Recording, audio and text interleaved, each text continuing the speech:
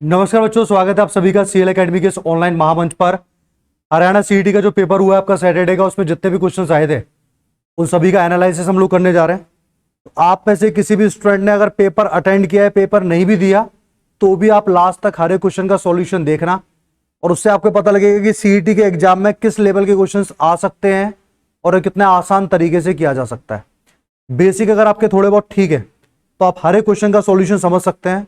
अगर आपने एक भी बार वो क्वेश्चन पहले कभी पढ़ा नहीं है, वो टॉपिक आपने पहले नहीं पढ़ा, तो थोड़ी बहुत आपको दिक्कतें हो सकती हैं, क्योंकि मैं अभी सीधे सॉल्यूशन बताना स्टार्ट करूंगा। जितना शॉर्ट मेथड हो सकता है बताने की कोशिश की जाएगी, जो एग्जाम में आपको याद भी रहे और आपका टाइम भी बचे। तो सीईटी के जिन्होंने पेपर दिया वो देख करके समझ सकते हैं, सारे क्वेश्चन वही हैं जो भी सैटरडे के टेस्ट में आए थे। दिल्ली पुलिस का भी आपको सॉल्यूशन मिलेगा। जनरल मॉक टेस्ट जो होता है उसके जो भी क्वेश्चन है, जो भी डाउट होते हैं, वो आप लोग एकेडमी आकर के आफ्टरनून में जब मैं फ्री रहता हूं तो आप मुझसे पूछ सकते हैं। अभी के लिए एक बार सारे क्वेश्चन का सॉल्यूशन देखिएगा। फिर भी आपको लगता है कि सर हमने लाइव क्लास में देखा सॉल्यूशन, फिर भी हमें समझ नहीं आया, तो आप आकर के पर्सनली पूछ सकते हैं। तो पहला क्वेश्चन जो आपके पेपर में था वो ये था। थोड़ी स्पीड बना के रखना भाई, स्पीड बनाना बहुत जरूरी है ना। ध्यान दे क्वेश्चन में क्या बोल रहा है। क्वेश्चन बोल रहा है कि सर यदि कोई धनराशि 4 वर्षों में चक्रवृद्धि ब्याज पर 4 वर्षों में चक्रवृद्धि ब्याज पर 3 गुना हो जाती है, 4 साल में पैसे हो गए 3 गुना। आपसे पूछा गया है कि ब्याज दर पर कितने वर्षों में 27 गुना होगी, कितने वर्षों में 27 गुना होगी। जब भी सीआई के अंदर ऐसा क्वेश्चन आता है, जिन बैच में मैं सीआई पढ़ा चुका हूं वो लोग सभी जानते हैं, जिन्होंने नहीं पढ़ा है सुनना क्या करना है। 3 गुने को मैं 3 की पावर 1 लिख सकता हूं, 27 को मैं लिख सकता हूं 3 की पावर 3। आपको केवल बेस को सेम बनाना होता है, बेस को आप लोगों ने सेम बना लिया। पावर अगर 3 गुना हो रही है तो समय भी फिर आपका 3 गुना हो जाएगा। 4 तिया 12 साल, ऑप्शन नंबर बी क्वेश्चन का आंसर है। 3 गुने का मतलब 3 की पावर 1, 27 मतलब 3 की पावर 3, पावर 3 गुना, समय 3 गुना, 4 तिया 12 साल क्वेश्चन का आंसर आएगा। Question number second.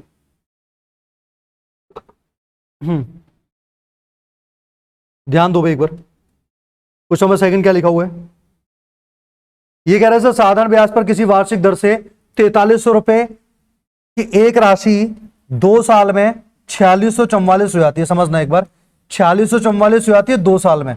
कहां से? 4300 से। तो आप ये कहेंगे सर 2 साल का सिंपल इंटरेस्ट, 2 साल का सिंपल इंटरेस्ट है 344। भाई आपने पैसा कितना उधार दिया? 4300, बदले में मिला 4644, अंतर कितने का आ रहा है? 344 का। तो आप कह सकते हैं कि 2 साल का सिंपल इंटरेस्ट कितना है? 344। तो 1 साल का सिंपल इंटरेस्ट कितना आएगा? 344 का हाफ, 172 रुपए। 1 साल का ब्याज 172 रुपए है। ब्याज किस पे मिलता है? प्रिंसिपल पर। अगर आप रेट पता करना चाहेंगे, 172 रुपए का ब्याज 4300 के ऊपर इंटू में 100 करेंगे, ये कैंसिल हो जाएगा। 43 से 4 बार कैंसिल होगा, 4%। तो ब्याज की रेट कितनी आ गई है? 4% आ चुकी है। देख सकते हैं आप लोग यहां तक। ब्याज मिला सर हमें 344 का 2 साल में, 1 साल में 172 रुपए का ब्याज मिल रहा है। और 172 का ब्याज किसके ऊपर मिल रहा है? 172 का ब्याज मिल रहा है 4300 के ऊपर, रेट 4%। अब बोल रहे हैं कि कौन सी राशि साधारण ब्याज पर 5 साल में बढ़कर के 10,104 हो जाएगी। देखो रेट तो 4% है, समय 5 साल है, तो टोटल जो ब्याज मिलेगा वो मिलेगा 20%। बात को समझना एक बार।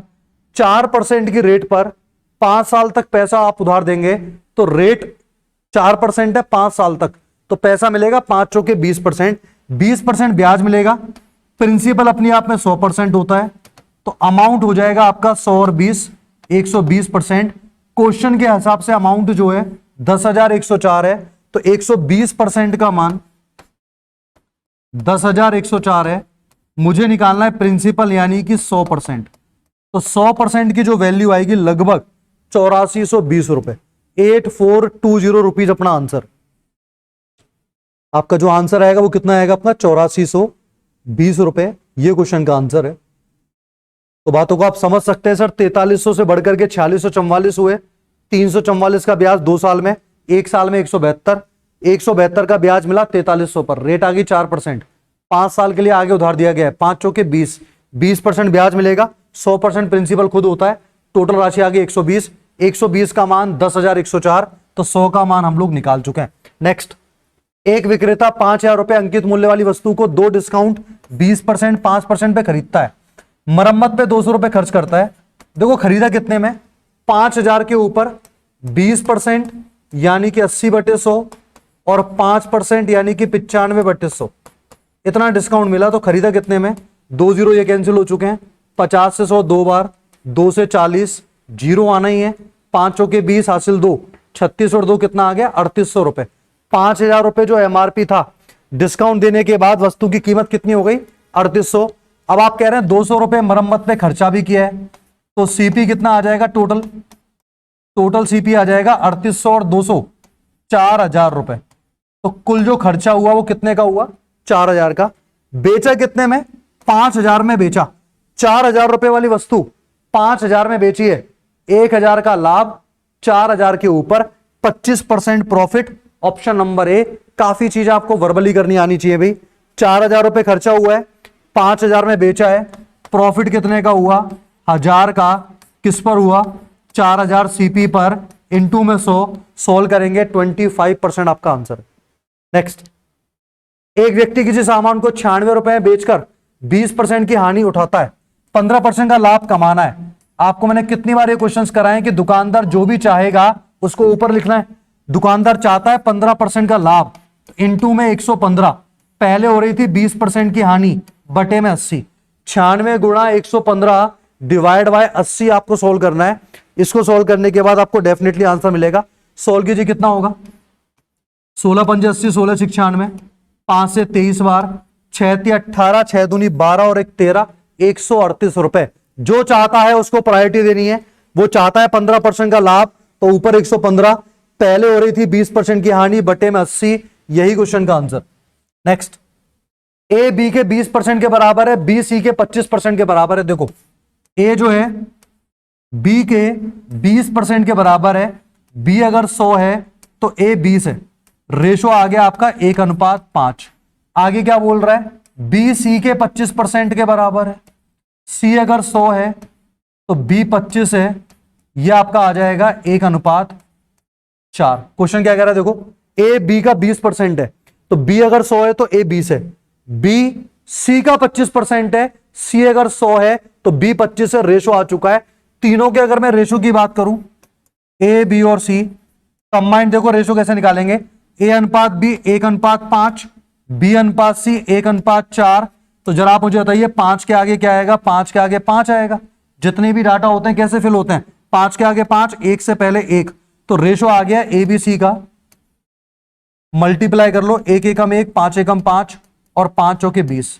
अनुपात आ चुका है तीनों का 1:5:20, ये तीनों के बीच का रेशो है। 1:5:20 तीनों के बीच का रेशो है। क्वेश्चन क्या बोल रहा है, सी का कितना प्रतिशत ए के बराबर है, सी का कितना प्रतिशत ए के बराबर है, ए है 1, सी का जिसके साथ में का लगता है जनरली वही बटे में आता है, सी का मान 20 है, इंटू में 100, 20 से 100 कितनी बार, 5%, 5% is the right answer. Option number C, C option आपका आंसर है भाई।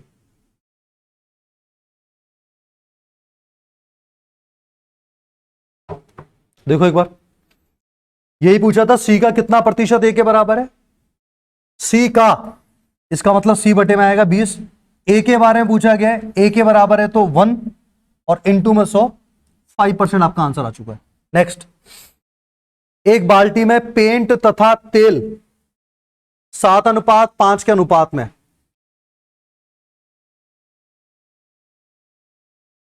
ठीक है भाई, पेंट तथा तेल 7:5 के अनुपात में, मिक्सचर में से 24 लीटर मिक्सचर निकाल लिया गया।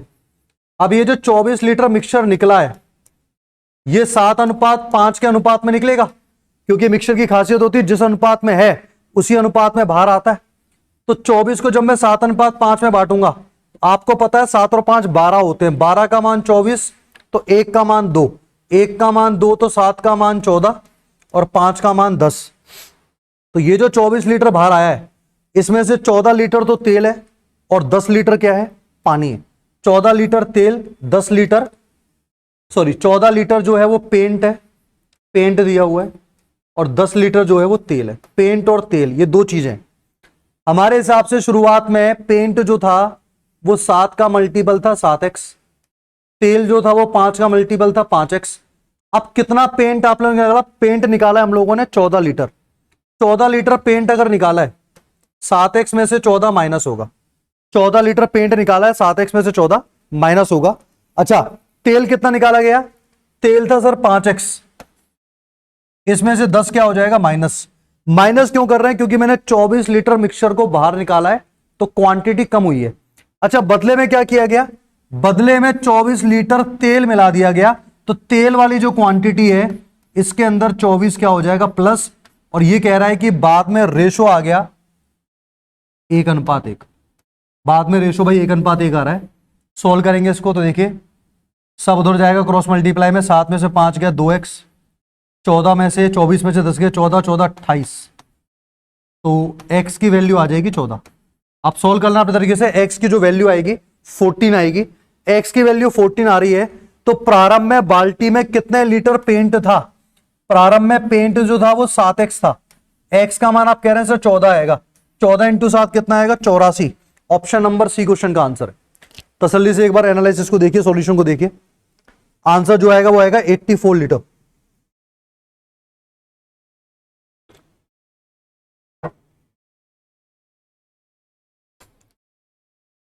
ठीक है, 7:5 में बाहर आएगा मिक्सचर। 24 को मैंने 7:5 में बांटा। अनुपातों में बांटना जितना जल्दी आप कर सकते हो उतना करिएगा। आपके हिसाब से अनुपातों का योग आ रहा है 12, बांटना आपको 24 को है। 12 का मान 24, 1 का मान 2, 7 का मान 14, 5 का मान 10। ये कैलकुलेशन बिना लिखे जिस दिन आने लगेगी उस दिन मैथ्स में कैलकुलेशन आपकी काफी कुछ बढ़ चुकी होगी। देखिए, ए और बी दो संख्याओं का अनुपात 5:2 है। प्रत्येक संख्या में 4 जोड़ दिया जाए तो अनुपात आ जाता है 9:4। पहले रेशो था 5:2, बाद में रेशो आ गया 9:4। प्रत्येक संख्या में 4 जोड़ा जा रहा है, तो प्रत्येक संख्या में समान संख्या जोड़ी जाए या समान संख्या घटाई जाए, अनुपातों के बीच का अंतर हमेशा सेम रहता है। आप कहेंगे सर यहां तो अंतर 3 का आ रहा है, यहां आ रहा है 5 का। 3 वाले को 5 से, 5 वाले को 3 से। यह आपका आ गया 5 25 और 5 दूनी 10, और यह आपका आ जाएगा 9 तिया 27 और 4 तिया 12। 25 और 10 में कितने का अंतर है? 25 और 10 में 15 का अंतर है। 27 और 12 में भी कितने का अंतर है? 15 का अंतर है। इसका मतलब अंतर क्या हो गया? सेम हो गया। अब आप मुझे बताइए, 25 को अगर 27 करना है कितना जोड़ोगे? 2। 10 को 12 करना है तो भी कितना जोड़ोगे? 2। तो आपके हिसाब से प्रत्येक संख्या में 2 जोड़ा गया, क्वेश्चन के हिसाब से प्रत्येक संख्या में 4 जोड़ा गया, तो 2 को आप लोग 4 मान लीजिए, 1 का मान 2 आ जाएगा, 1 का मान 2 आ जाएगा। तो ए और बी का अनुपात क्या होगा अगर मैं 5 घटा दूं? तो पहले आप संख्या पता लगे, संख्या कितनी कितनी है? 25 और 10। 1 का मान अगर 2 आ रहा है तो 25 का मान आ जाएगा 25 का डबल 50, 10 का मान आ जाएगा 10 का डबल 20। तो संख्या आ चुकी है 50 और 20। अब कह रहा है कि प्रत्येक में से 5 घटाने के बाद रेशो क्या आएगा? 50 में से 5 गया 45, 20 में से 5 गया 15, 15 से 45 3 बार, रेशो आ जाएगा आपका 3:1। ऑप्शन नंबर ए रेशो आएगा आपका 3:1। ऑप्शन नंबर ए क्वेश्चन का आंसर है भाई, देख लो एक बार।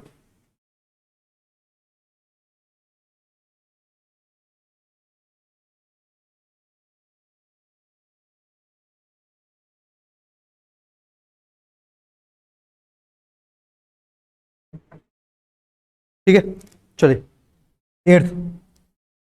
8 संख्याओं का औसत 27 है। प्रत्येक संख्या को 8 गुना कर दिया जाए तो औसत क्या हो जाएगा बताइए। देखिए, प्रत्येक संख्या को आप जिससे मल्टीप्लाई करते हैं औसत में भी उसी से मल्टीप्लाई हो जाएगा। 27 इंटू 8, 8 इंटू 7 56, 86 5, 8 दूनी 16 और 5 21, 216। ऑप्शन नंबर डी क्वेश्चन का आंसर है। ऑप्शन नंबर डी क्वेश्चन का आंसर 216। तो 8 संख्याओं का औसत 27 है।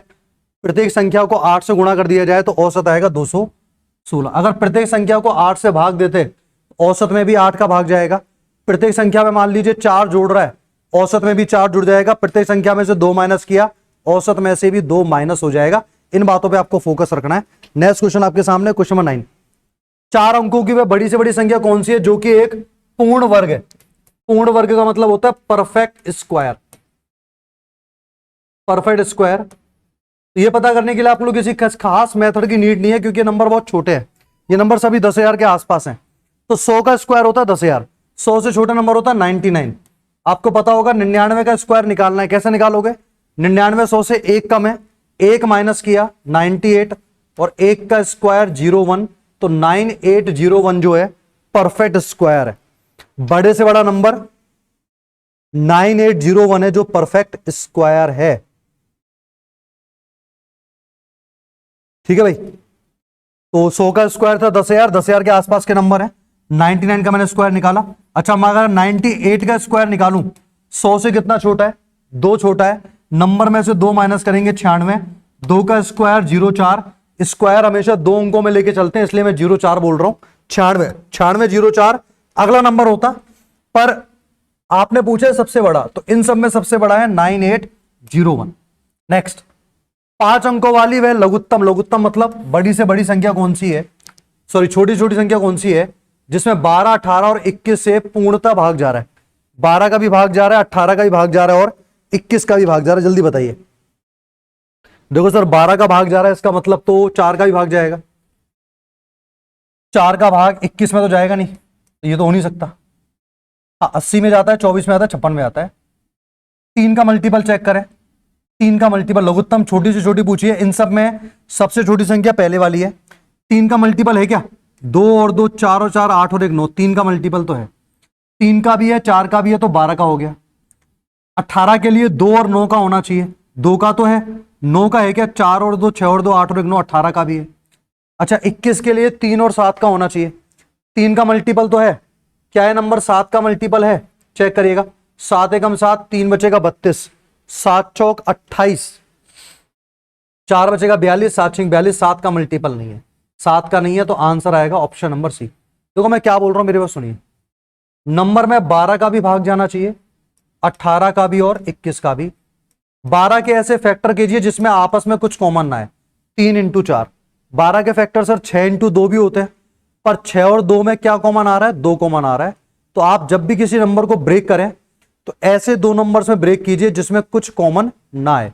तो 12 को मैंने तोड़ा 3 इंटू 4 में, 18 को मैं 2 इंटू 9 में ब्रेक कर सकता हूं, 21 को 3 इंटू 7 में ब्रेक कर सकता हूं। तो कोई नंबर 12 का मल्टीपल तभी होगा जब वो 3 का भी होगा और 4 का भी होगा। तो पहले मैंने 4 के लिए चेक किया, क्योंकि 4 के लिए चेक करना बड़ा आसान होता है भाई।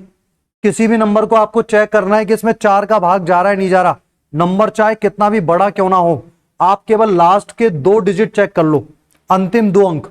अंतिम 2 अंक इसमें 24 हैं, 24 में अगर 4 का भाग जाता है तो पूरी संख्या में 4 का भाग जाएगा। 56 में अगर 4 का भाग जाता है पूरी संख्या में 4 का भाग जाएगा। 80 में जाता है तो इसमें भी जाएगा।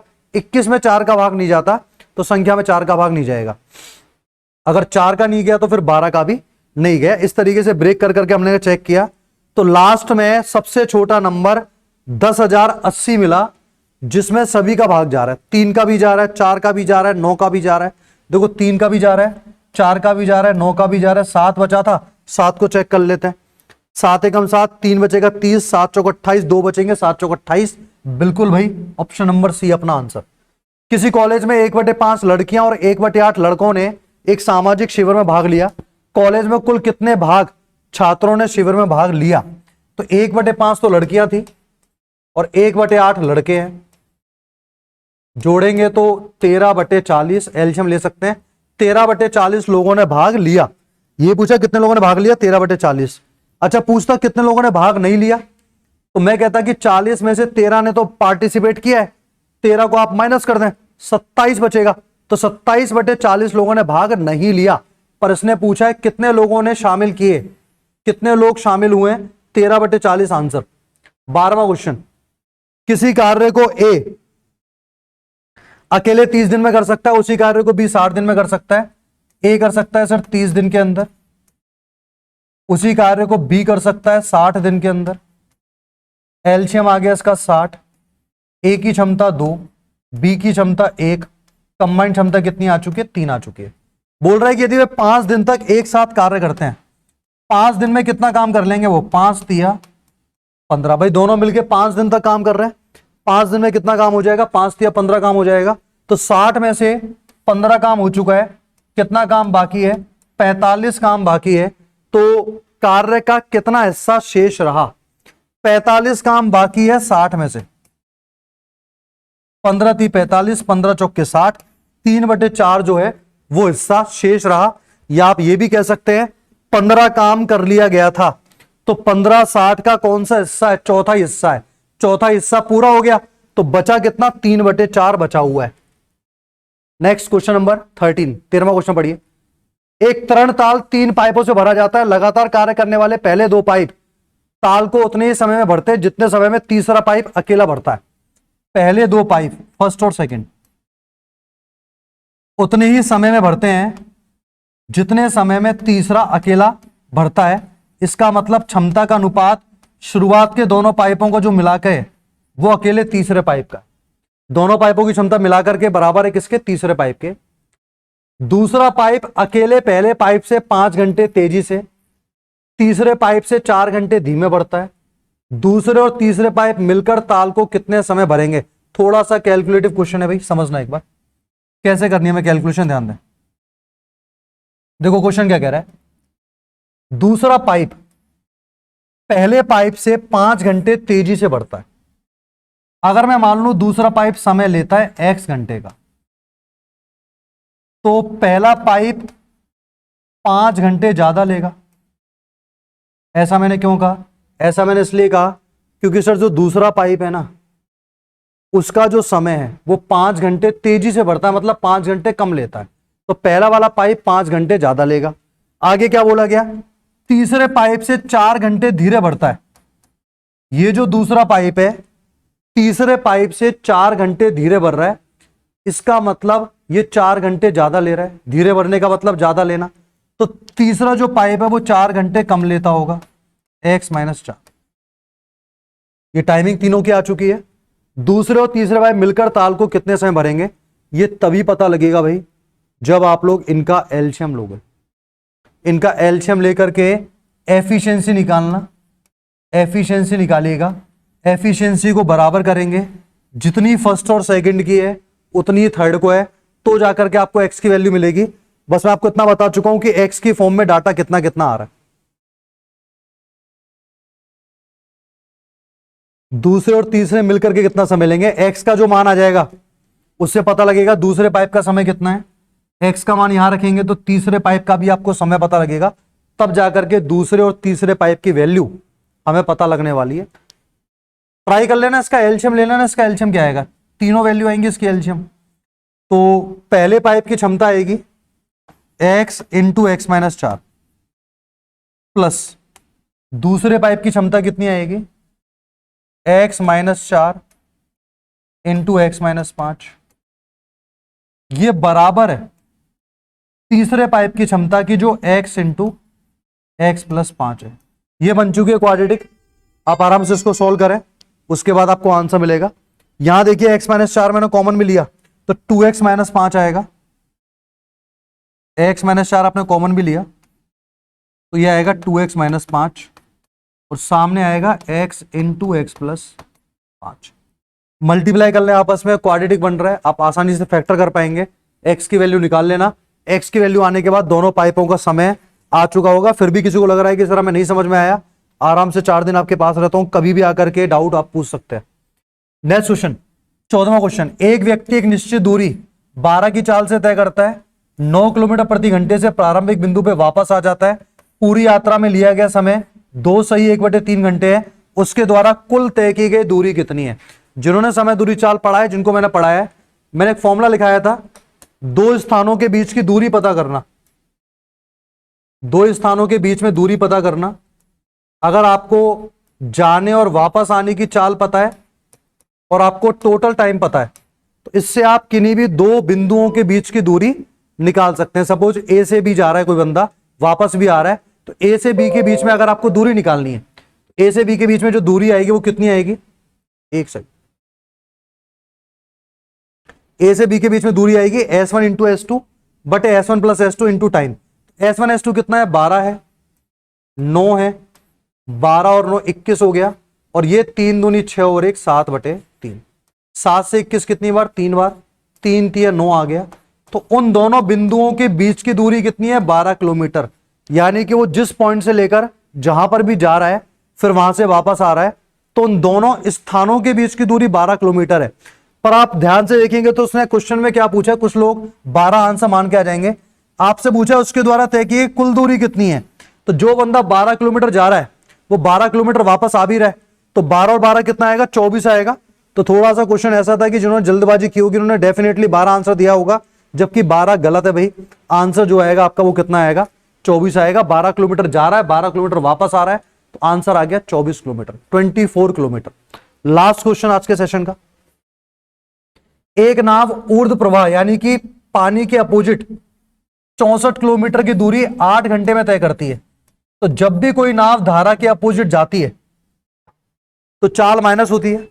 भाई अगर मैं धारा की दिशा में जा रहा हूं तो मेरी चाल प्लस हो जाएगी धारा की चाल में। भाई हम लोग पानी के सपोर्ट में आगे बढ़ रहे हैं, पानी जिस डायरेक्शन में है उसी डायरेक्शन में आप भी जा रहे हो, तो आपकी स्पीड पानी की स्पीड दोनों क्या हो जाएंगी, प्लस हो जाएंगी।